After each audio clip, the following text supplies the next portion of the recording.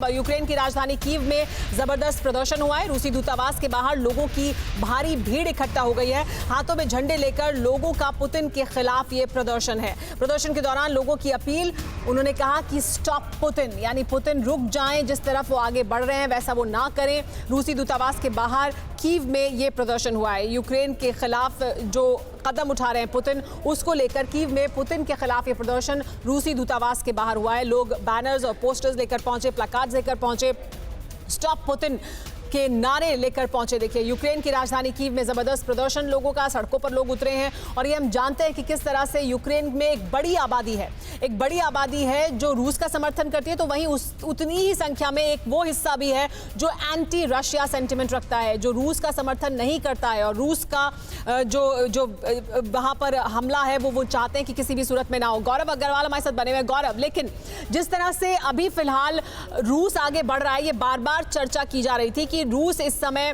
इस तरह के कदम उठाना नहीं चाहेगा, क्योंकि रूस की अर्थव्यवस्था के लिए भी ये बहुत बड़ा खतरा है। रूस की अर्थव्यवस्था इस तरह की स्थिति में नहीं है कि वो इस तरह के सैंक्शंस को और झेल सके। और जिस तरह से हमने देखा है कि जर्मनी ने भी बड़ा कदम उठाया, सस्पेंड किया नॉर्ड स्ट्रीम 2 को, जो एक बड़ी लाइफलाइन थी रूस के लिए।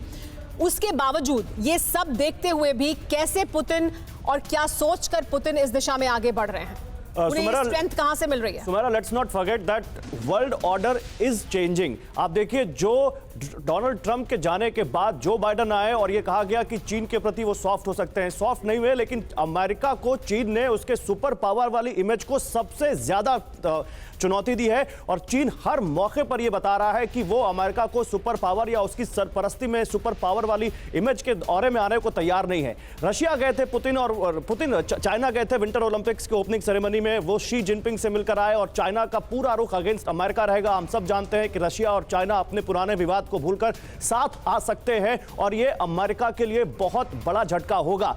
रही बात रशिया की इकोनॉमी के लिए, तो यह बात तो सही है कि रशिया की इकोनॉमी पहले ही बहुत बुरे दौर से गुजर रही है। टॉप 10 में भी वो देश नहीं आता है, जबकि इतना बड़ा देश है। 11वें नंबर पर दुनिया की इकोनॉमी में रशिया का दर्जा आता है। लेकिन पुतिन, जो कि पिछले 2 डेकेड से ज्यादा वक्त से रशिया के प्रेसिडेंट हैं, वो जानते हैं कि यहां पर इकोनॉमी से ज्यादा सबसे बड़ी जो उनको और जो यहां सबसे ज्यादा जो वक्त की जरूरत है वो है अमेरिका। इस वक्त बहुत, जैसा कि निशान ने कहा, बड़ा फ्रेजाइल है। जो बाइडेन की रेटिंग बहुत नीचे है और ये बहुत सुनहरा मौका है उनके पास, जो उनका सपना है यूएसएसआर को फिर से लेकर आए। अमेरिका जो सुपर पावर इमेज बनी सेकेंड वर्ल्ड वॉर के बाद, जिसकी उस सुपर पावर की इमेज से बाहर निकल कर आए, और ये चाइना और रशिया का कहीं ना कहीं एक वो प्लान सामने आ रहा है जहां पुतिन बार बार ये जता रहे हैं कि वो अमेरिका की धमकियों से, नेटो की धमकियों से डरने वाले नहीं, और यूरोपियन यूनियन में भी टकराव या कहें विचारों का टकराव है, और वो भी एक लाइन पर अभी नहीं दिखते, जो कि अगर कुछ वहां से फ्रिक्शंस हुए तो जो बाइडेन के लिए बहुत बड़ा। निशांत का रुख करते हैं। निशांत के पास कुछ और अहम जानकारी है, कुछ और ग्राफिक्स। सुमेरा, वो ग्राफिक्स बताने से पहले ये जो आप विजुअल्स बता रही हैं ये बहुत महत्वपूर्ण है, क्योंकि यही पुतिन के लिए सबसे बड़ा डेटरेंट है। अब रशियंस जो हैं यूक्रेन में अराउंड 20 to 22% हैं, लेकिन जब उन्होंने क्रीमिया किया तो ये जो आबादी है यूक्रेन की, इसका बैकलैश हुआ और ये वेस्ट की तरफ गए और मजबूरन यूक्रेन के प्रेसिडेंट को वेस्ट का हाथ मिलाना पड़ा। अभी फिर से इन्होंने ये किया है।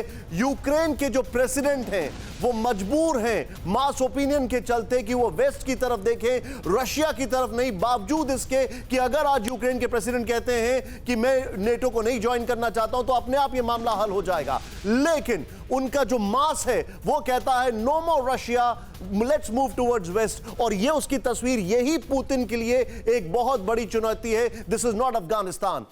परवाह देश की, सोमवार से शुक्रवार रात 10 बजे TV9 भारतवर्ष पर।